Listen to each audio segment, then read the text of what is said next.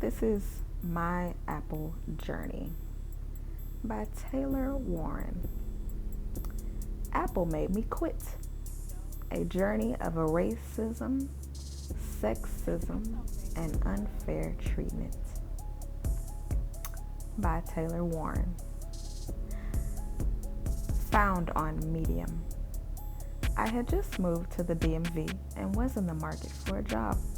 Upon living there for a couple weeks, I had been able to become a substitute teacher in DC schools for about 2 months before I got hired at Apple Carnegie Library, a premier store in DC, part-time and another job full-time. I was hired as a temporary employee along with a large group of others on April 5th, 2019. Close to the end of the temporary term, many were told they would become permanent employees before the temporary contracts that we came to understand were temporary contracts by the end of June, before them ending in August. A very small group of black men and I, a black woman, was told that we would not be getting extended contracts due to time. By the time the contracts actually ended at the very end of August, on the last day, the 31st, we were then extended as permanent employees instead of feeling like we had to put in a great amount of work to have a job.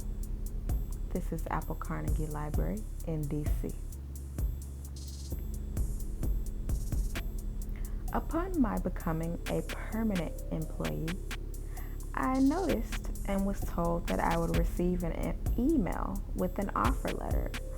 All others who were in the same predicament, either before or during, had been sent this offer letter through their work email. I was never sent this. Around November of 2019, a few months later, I started asking my connection manager about the letter that I never received and was told that he would discuss this with upper management. During this time, I was also wanting to discuss my pay because I did not feel that it matched what I was supposed to be earning, and not seeing it in writing was alarming. I expressed this both to my manager and also sent an email to the many members of management and the store back of house email. Due to this, pretty much all managers would have known what was going on with me and what I was inquiring about. I never heard anything or was sent anything. I then asked again late December and early January of 2020 and still was not sent or given anything on this matter. Between August and November, I had been given full-time status, so more work and same pay. During this time and leading towards May of 2020, I had also been attempting to gain new positions and upward movement, but was either told to not apply by my connection manager or that I was denied. Most positions I got passed on for men, mostly white men. One position that was office work within the store, I was told that the white man chosen over me was just chosen just because. There was no rhyme or reason, only that I couldn't get the position.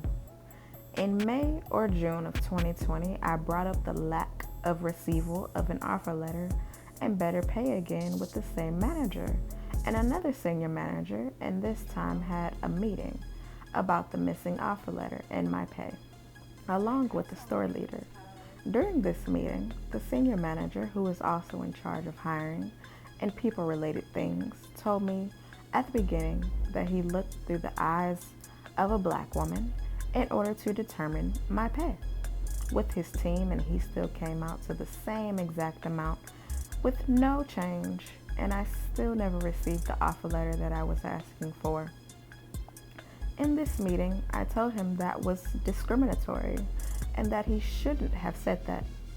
I also questioned his whole team, who could look through the lens as a black woman. The store leader, who was over him, said nothing. Due to the pandemic, this meeting was over WebEx. I was also working on transferring back to live in Texas at the time, and we discussed this. I interviewed for a part-time expert position at this new store and was told that I did not receive a promotion at this store either because I did not talk about myself highly enough, even though my results reflected what the position entailed, and I held influence within the store even though I was a specialist. I transferred as a full-time specialist instead. I was told my pay was also going to decrease upon my transferring. Another few conversations and days, and a couple weeks later, I was transferring after being told my connection manager and the same senior manager that I shouldn't mention anything that went on with them and to look at this transfer as something new. Basically gaslighting my situation because they didn't want to actually fix it and knew it was a problem.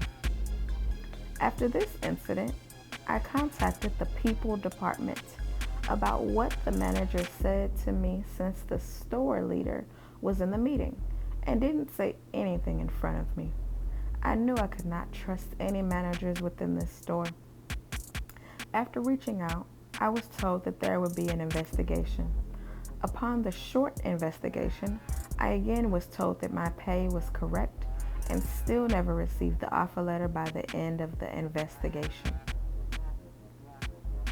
I transferred in mid-July and wanted to start working to fix my situation with these new managers, and I reached out to one and explained everything through email.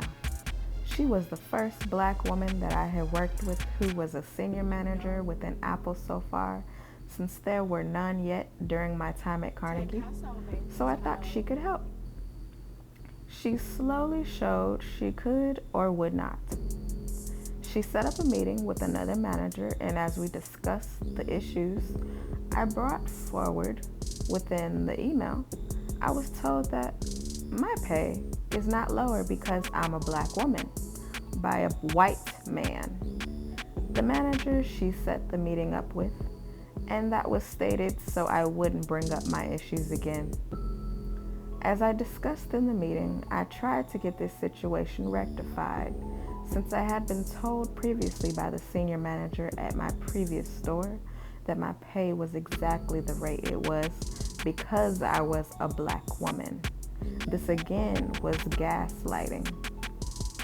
I started to reach out to the people department again in September 2020, wanting to get help with this issue since it was not getting resolved at either store level with any manager. The people department said they would get to the bottom of it, and I heard nothing.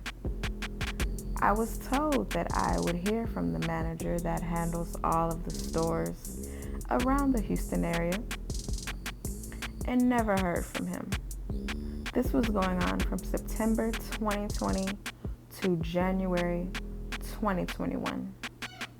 Through all of this, I started to feel that the work was consuming me and that I was not being heard, and thus this translated into my work. By December, I worked my shifts, but sometimes, if it was too much, I would clock out early and take off early. I was starting to take my undervalued time back. This continued into January 2021 as well. Upon me leaving the company, I had a few more meetings about this and had been reaching out to managers again.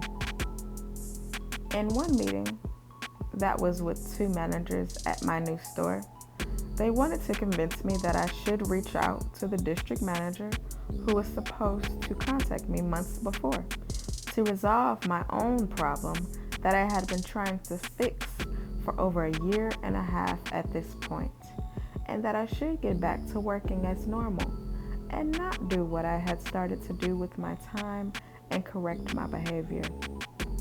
This to me felt like slavery.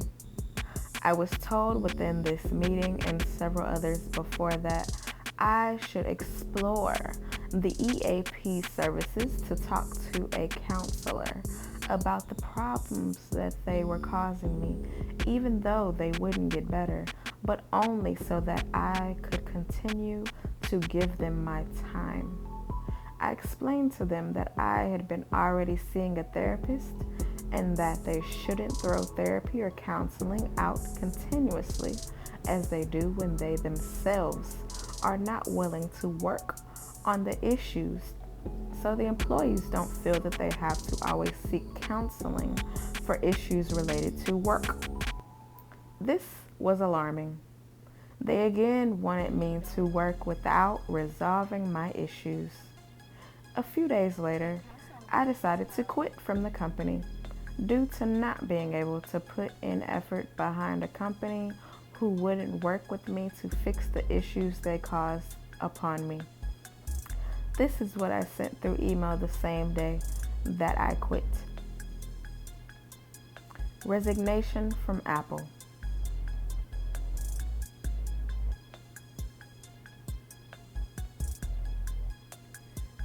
I enjoyed while I was also disappointed.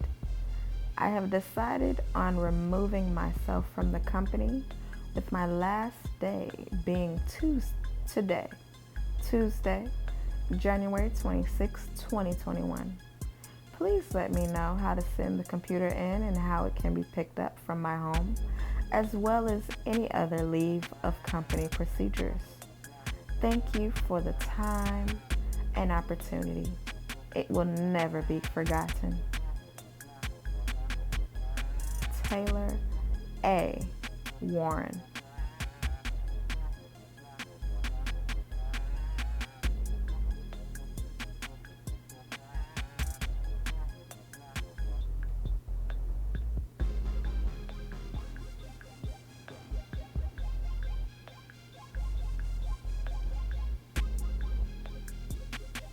Inside the Experience Room at Apple Carnegie Library, 2019. I never received any correspondence about returning the computer or a reply or call from anyone within either the store I transferred to in Houston or the work from home position that I was in during the time. The only person that reached out was from the people department, who contact those who left the company. After explaining yet again, I still never received a resolve. That was the last I heard from anyone in Apple. This is Apple. From my point of view, such a lovely place, so magical, also quite a fairy tale from hell, especially for Black women. They are oh so inclusive and equitable, though, huh? Apple. Thank you for listening. This is my journey with Apple.